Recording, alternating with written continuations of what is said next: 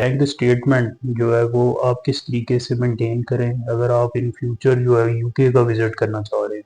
इसमें एक चीज़ जो लोग गलती करते हैं वो ये होती है कि 2 रीज़न है जिसके लिए बैंक स्टेटमेंट अटैच की जाती है। एक और इसमें बहुत ज़्यादा कॉमन मिस्टेक है जो आम तौर पे लोग करते हैं। बिस्मिल्लाहिर्रहमानिर्रहीम। जो लोग यूके विज़िट करना चाह रहे हैं उनका एक बहुत ज़्यादा कॉमन क्वेश्चन होता है, या जो लोग फ्यूचर में यूके का विज़िट करना चाह रहे होते हैं तो उनका बहुत ज़्यादा एक कॉमन क्वेश्चन होता है कि बैंक स्टेटमेंट जो है वो हम कितनी मेंटेन करें, या अक्सर लोग ये पूछते हैं कि बैंक बैलेंस कितना होना चाहिए। इसको एक्सप्लेन करने के लिए मैंने ये वीडियो बनाई है कि बैंक स्टेटमेंट जो है वो आप किस तरीके से मेंटेन करें अगर आप इन फ्यूचर जो है यूके का विज़िट करना चाह रहे हैं। ये स्पेसिफिकली यूके के लिए मैंने वीडियो बनाई है। उसकी रीज़न ये है कि यूके जो है ये बैंक स्टेटमेंट को बहुत ज़्यादा डिटेल में देखता है। तो और भी कंट्रीज़ जो हैं वो बैंक स्टेटमेंट को देख रहे होते हैं, लेकिन बैंक बैलेंस जो है उसमें और बैंक स्टेटमेंट जो है उसमें जो है वो काफ़ी ज़्यादा फ़र्क होता है, और अक्सर लोग इस चीज़ में कन्फ्यूज़ हो जाते हैं कि वो बैंक बैलेंस को ही जो है बैंक स्टेटमेंट समझ रहे होते हैं।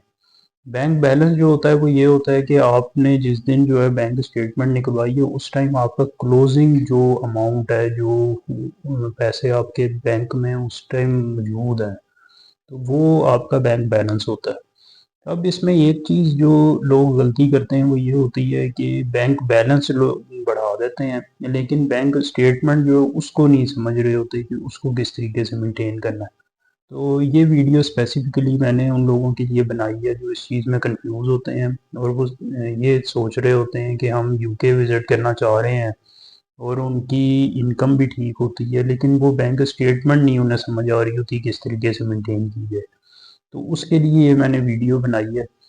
इसमें बैंक स्टेटमेंट जो है उसका पर्पस सबसे पहले मैं बताऊंगा कि बैंक स्टेटमेंट जो है इसका पर्पस क्या है और ये क्यों बनाई जाती है, और इसका क्या रोल है, विजिट वीज़े के लिए इसको क्यों देखा जाता है। इसके दो पर्पस हैं जिसके लिए ये विजिट वीज़े के लिए बहुत ज़्यादा इम्पोर्टेंट है। विजिट वीज़े में एक तो सबसे पहले इसमें आपका जो वहाँ पे विजिट है उसके लिए आपको जो फाइनेंसेस चाहिए, वहाँ पे ट्रैवल एक्सपेंसेस चाहिए, उनको मीट करने के लिए आपके पास जो फाइनेंसेस हैं, तो अ, उसको जस्टिफाई करने के लिए जो है ये बैंक स्टेटमेंट जो है ये वीज़ा ऑफिसर रिक्वायर करते हैं कि आप उधर विज़िट करने का इरादा रखते हैं तो आपके पास क्या इतने फाइनेंसेस भी हैं कि आप कितने सीरियस हैं अपने विज़िट के लिए। इस तरह तो नहीं है कि आपके पास इतने पैसे ही नहीं है, आप उधर आके कोई काम करना शुरू हो जाए, जॉब ढूँढना शुरू हो जाए। तो ये चीज़ एक बहुत ज़्यादा इम्पोर्टेंट है। दूसरी चीज़ जो है ये कि आप वहाँ पे विज़िट करना चाह रहे हैं, लेकिन जो वीज़ा ऑफिसर हैं यूके के, वो ये देखना चाह रहे हैं कि क्या आप इतने स्टेबल, आपका यहाँ पे बैकग्राउंड है, फाइनेंशियली आप इतने स्ट्रॉन्ग हैं कि आप वहाँ पे जाएंगे, घूमें फिरेंगे और वापस अपने होम कंट्री रिटर्न भी करेंगे। इस तरह तो नहीं है कि यहाँ पे आपका स्टेबल इतना बैकग्राउंड नहीं है और आप वहाँ पे जाके जो है वर्क ढूंढना चाह रहे हैं। तो आपने इस इंटेंशन टू रिटर्न को प्रूव करने के लिए भी बैंक स्टेटमेंट लगानी होती है। ये दो रीज़न है जिसके लिए बैंक स्टेटमेंट अटैच की जाती है। अब बैंक स्टेटमेंट अटैच करते हैं, हर कोई बैंक स्टेटमेंट जो है वो अटैच करता है, लेकिन इसमें गलती कहाँ पे करते हैं, जो कॉमन मिस्टेक्स हैं उनको मैं हाईलाइट करूँगा, जल्दी जल्दी से एक्सप्लेन करूँगा।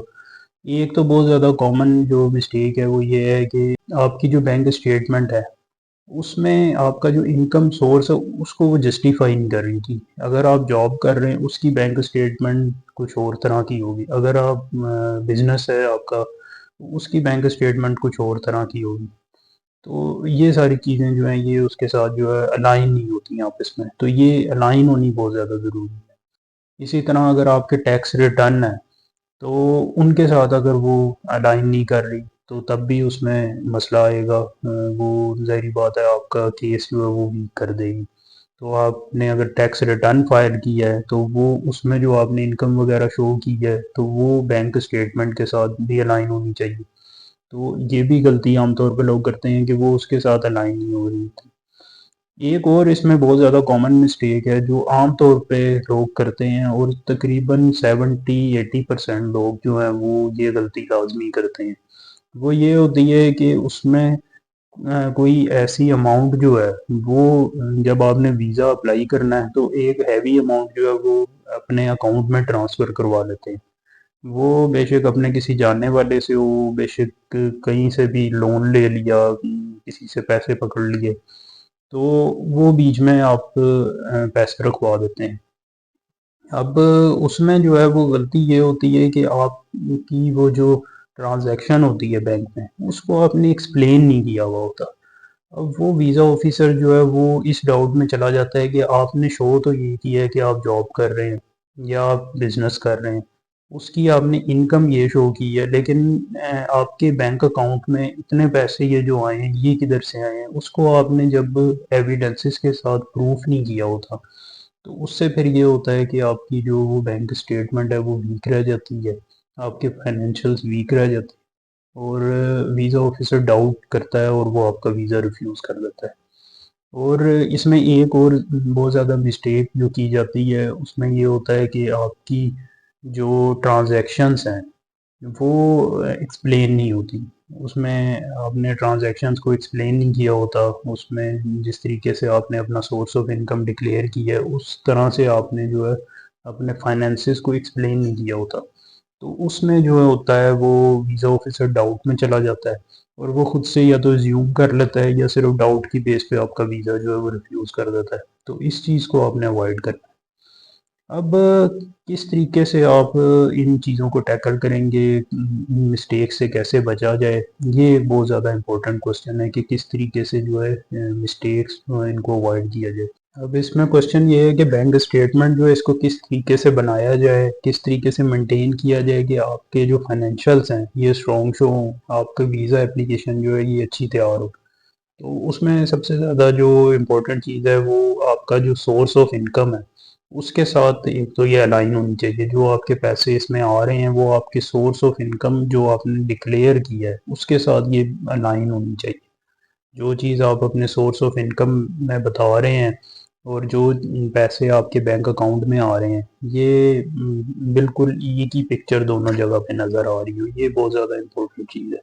उसके अलावा कोई भी ऐसी ट्रांज़ैक्शंस ना हो जो सडन आप अपने अकाउंट में ट्रांसफ़र कर देते हैं, किसी से पैसे लेके आपने अकाउंट में रुकवा दिए, ये गलती कभी भी ना करें। जो आपका एक्चुअल प्रोफाइल है, बेशक आपकी इनकम कम है, बेशक आपका बैंक बैलेंस कम है, लेकिन उससे आपका वीज़ा जो है वो मिलने के चांसेस जो है वो हैं।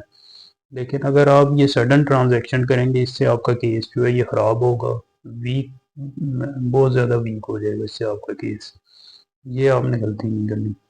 और तीसरी मिस्टेक जो है ये आपने नहीं करनी कि आपने जो है वो कोई भी ऐसी ट्रांजैक्शन बैंक अकाउंट में ना हो जो एक्सप्लेन ना हो।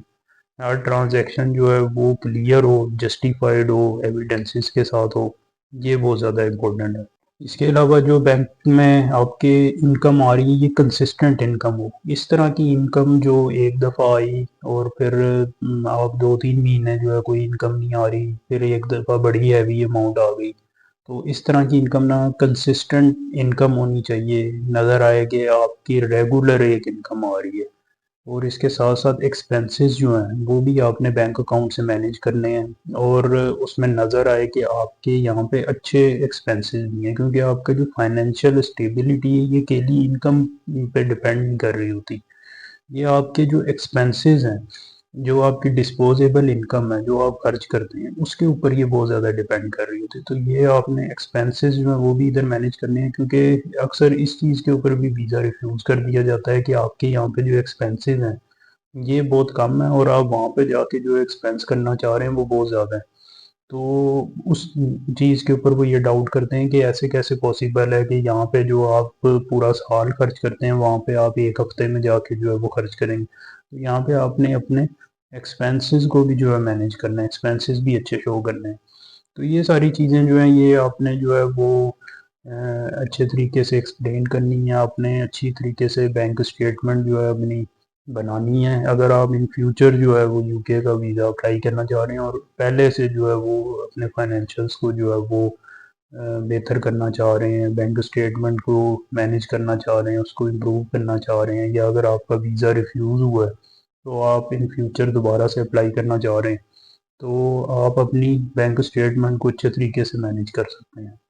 तो इस तरीके से अगर आप अपनी बैंक स्टेटमेंट को मैनेज करते हैं, तो इसमें आपके फाइनेंशियल्स अगर स्ट्रॉन्ग हो जाते हैं, तो इससे आपकी इंटेंशन टू रिटर्न भी अच्छी प्रूफ हो जाएगी और इससे आपकी फाइनेंशियल स्टेबिलिटी भी अच्छी प्रूफ हो जाएगी और आपकी रीज़न टू रिटर्न भी अच्छी प्रूफ हो जाएगी, जिसकी वजह से आपको वीज़ा मिलने का जो चांस है, ये बहुत ज़्यादा इंक्रीज़ हो जाएगा।